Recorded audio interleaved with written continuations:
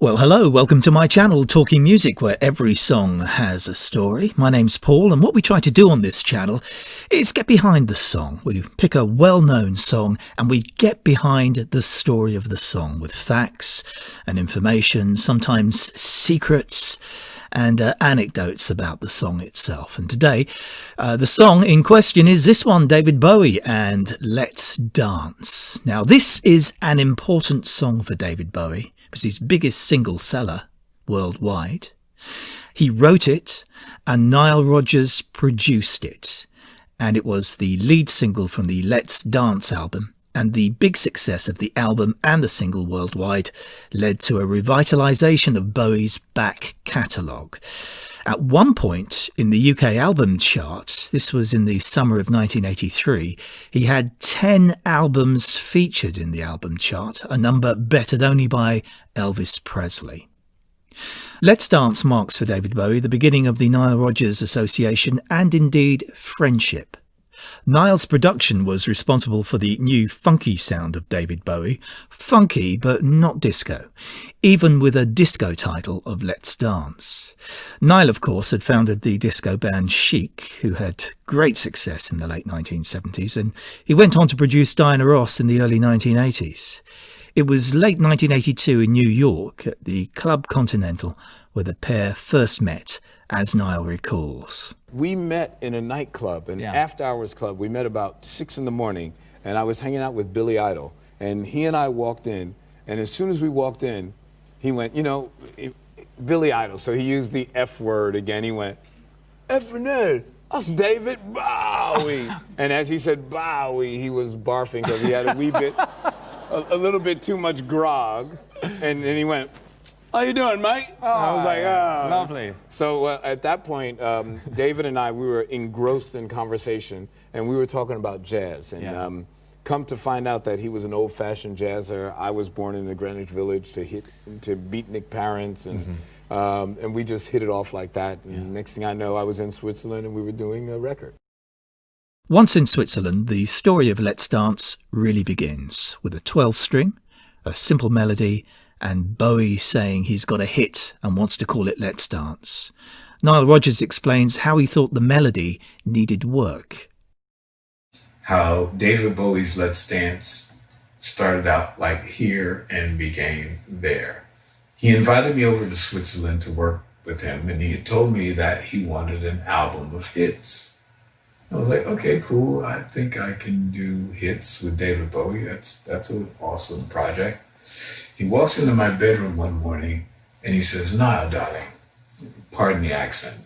No, it's not quite right, but he says, Nile, darling, I think this song is a hit. And he starts playing something like this.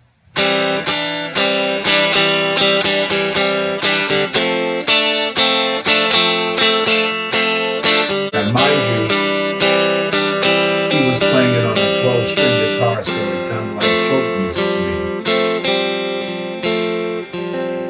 And so, since I knew David loved jazz and he understood the vernacular, I said to him, hey, David, can I do an arrangement of this song? And he said, sure, man, knock yourself out. So he left my room, and I had a bunch of manuscript paper with me, and I started working on the arrangement. But it still sounded dark to me. It was not really lifting my skirt. So I moved it up a half step and went. And all of a sudden, it was cool. But because I was running away from funk, because of the whole disco sucks thing, instead of playing, I didn't want to do that, so I just played straight. I just played all upstrokes. And then we let the delay make the groove to.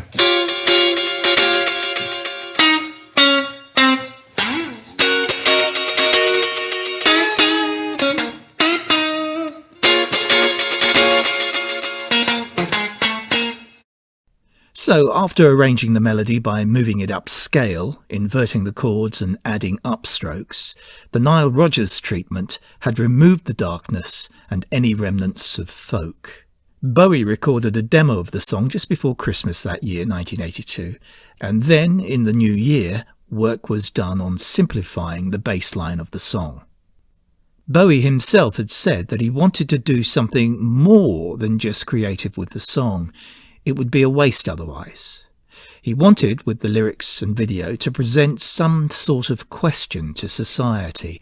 His idea was to feature an indigenous people in a capitalist, mainly white society, and the problems of the interrelationships between the two. In most countries, the idea was accepted the way it was presented. It was taken on a more personalised level in Australia because, in the video, the country was recognisable, and so were the main characters, resulting in some criticism over the video, especially with the young Aboriginal couple struggling against Western culture in their homeland, symbolised by the acquisition of the red shoes highlighted in the lyrics and the video, and then the ultimate disposal of them. Nile Rodgers had said when David wrote the lyrics, he was referring to the way people hide their real feelings. The dance they do in life is for everyone else but them. He sings, "Put on your red shoes and dance the blues, like you're pretending to be happy, but you're sad." Stevie Ray Vaughan played lead guitar on Let's Dance. Bowie was impressed when he saw Stevie play at the Montreux Jazz Festival, and Bowie simply called him up one day and asked him to play on the song. Stevie was a blues rock guitarist and was astonished when he heard the final cut and the production values Nile Rodgers had put into it. The video was filmed in March 1983 in a bar in Corinda, New South Wales. It was directed by David Mallet and it featured an Aboriginal couple, Terry Roberts and Jolene King, dancing to the song they're playing on the radio. They go on to visit museums, enjoy candlelit dinners, using credit cards, before returning to the mountains, taking one last look at the city and its capitalistic ways of consumerism that they're leaving behind. The red shoes were symbolic of capitalism and consumerism. Bowie described this video as a direct statement about integration of one culture with another. After the song became a hit, Terry and Jolene were in demand in Australia for various public appearances. Tell me about that, about Terry and Jolene. I know about the Jolene thing. Well, suddenly everyone wanted to do interviews with them, and they were very shy people and very nice people. And really, all they were really interested in was getting on with their school and their dancing. Did they cope with it well? Very well, yeah. Well, that's fine. Critically, the song stood up well. One notice said it was a decent chunk of funk rock. Another, the combination of Bowie and Rodgers was perfect. The song introduced Bowie to a new, younger audience, not fully acquainted with the work he was doing 10 years before, and it also gave rise to the Serious Moonlight Tour in 1983, 15 countries, 96 performances, and 2.6 million tickets sold. Let's have a look at the charts. First, America. This was the American Top 5, May 21st, 1983. As you can see, Bowie was at number 1 for the first week, and its only week. He had been at number 3, then the week before number 2, then number 1 for just the 1 week, and 12 weeks all in all in the top 20. This was his only transatlantic number 1. It turned out to be the 18th biggest hit of the year in America. The biggest that year were The Police and Every Breath You Take. And it sold 1.4 million copies in the States. The UK charts, here's the top 5. April the 9th, 1983, it went to number 1. Knocking Duran Duran, Is There Something I Should Know, off the top. 3 weeks at number 1 in the UK for Bowie. Turned out to be the 4th bestseller of the year, 650,000 record sales.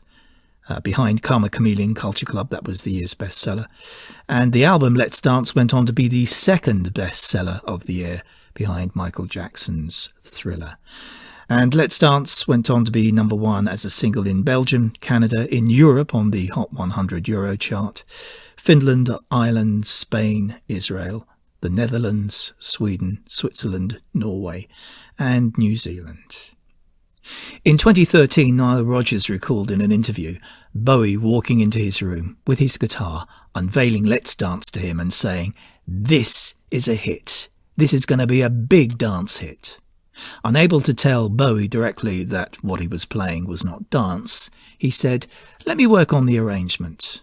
Niall went on to say, "I was unstoppable. I was like the Terminator.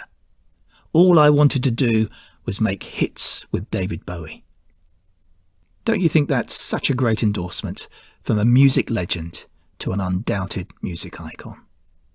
Let's Dance from David Bowie. And that's it for this Talking Music, where every song has a story. Don't forget to subscribe to my channel. Just click on the button bottom right. It's absolutely free to subscribe, of course. And by subscribing, you'll have access to all the other videos we've done of other well-known songs. And you'll get a notification when we upload the next one. So please do subscribe. And until the next Talking Music video, where every song has a story, where we go behind some of the world's best-known songs with facts and information, secrets and stories, I'll wish you well. So till then, bye-bye.